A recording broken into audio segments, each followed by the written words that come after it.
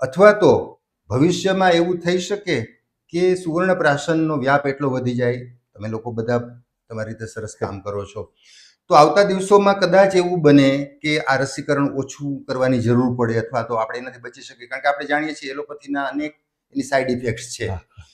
આપણે એની ટીકા નથી કરતા, અત્યારે કદાચ જરૂરી હશે, પણ આવતા દિવસો આવા જોઈ શકાય છે કે માત્ર આના ઉપર જ ચાલી જાય, રસીકરણની જરૂર ના પડે, વેક્સિનેશનની જરૂર ના પડે.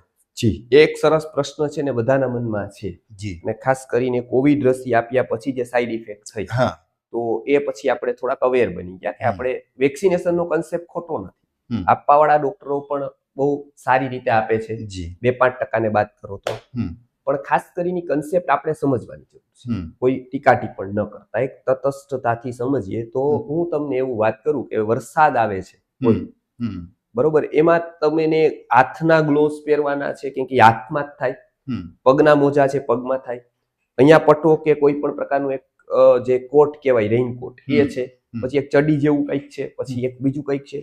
આવી 15 વસ્તુઓ છે કે જે તમારા શરીર આખાને ઢાકે છે, એક ઉદાહરણ છે. બરાબર. અને એક છત્રી છે, બરાબર છે. તો બે માંથી સરળ, સુલભ અને એવું કયું હોઈ શકે? બરાબર. બરાબર. તો એમાંથી આપણને ખબર છે કે છત્રી, કે ભાઈ એક લઈ લીધી એટલે આખા શરીરનું થઈ ગયું. હવે આ જ ઉદાહરણ આપણે ઇમ્યુનિટીમાં લઈએ કે એક આપણી ઇમ્યુનિટી છે, જે ઇમ્યુનિટી શું કરે છે કે આ કોઈ પણ પ્રકારનો વાયરસ અત્યાર સુધી આવ્યો નથી, હવે આવવાનો છે, એક્ટિવ થવાનો છે. વાયરસ તો દુનિયામાં છે જ અત્યારે, બરાબર છે, એ ક્યાંય જવાના નથી, પણ એક્ટિવ એક્ટિવ થઈ જાય તો એ મલ્ટિપલ થઈ જાય, બરાબર.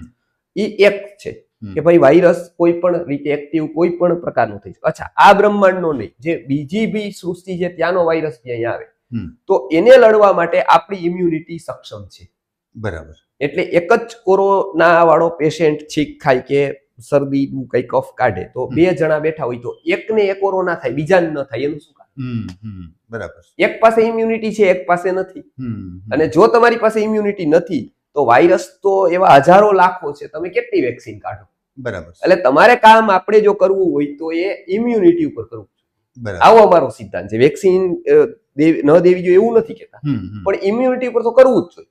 પછી તમને જે રોગની વધારે ઘાતકતા લાગે એવી વેક્સિન આપો તમે, પણ પેલા ઇમ્યુનિટી ઉપર કામ, બરાબર, જેથી કરીને તમે નોન રોગો તો વેક્સિન બચાવશે, એ સ્પેસિફિક રોગ, પણ ઈ જે વેક્સિન આપશો પોલિયોની તો ઈ તમને મમ્સ થી નહીં બચાવે, મમ્સ થી આપશો તો પોલિયો થી નહીં બચાવે, ડિપ્થેરિયા થી નહીં બચાવે, બરાબર છે.